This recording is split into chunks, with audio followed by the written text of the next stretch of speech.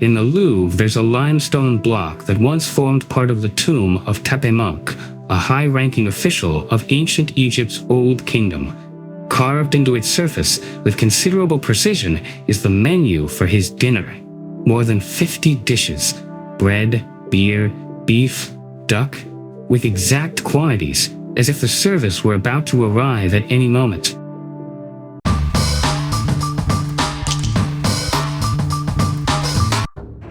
The Ka, the vital spirit in Egyptian cosmology, continued to exist after death and continued to need sustenance. The usual solution was for descendants to bring offerings periodically to the tomb. The problem was obvious.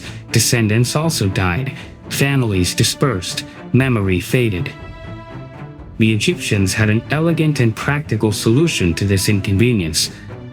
For them, the hieroglyph of a loaf was a loaf. The image of an ox was an ox.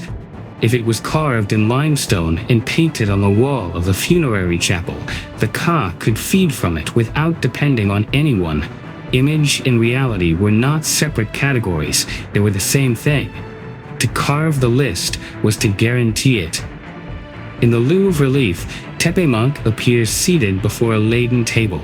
Above him, the offering list fills the available space, more than 50 products in ordered compartments, each with its specified ration. At his feet, his sons are depicted kneeling in priestly posture as if serving at the table. To this was added the hetep-di-nesut formula, which petitioned Anubis to allow the deceased to partake of the offerings presented in the temples of the kingdom, a petition addressed to the god of the dead with indefinite validity.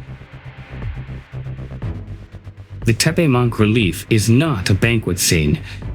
It is a contract carved in stone, designed to function independently of any subsequent human action, a mechanism of subsistence for eternity. There's a certain irony in what came next.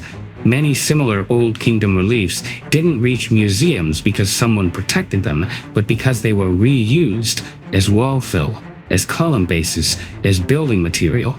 And that reuse, paradoxically, preserved them. If you want to know more about that phenomenon, we have a video dedicated to the most important Egyptian inscriptions that were reused and what survived as a result.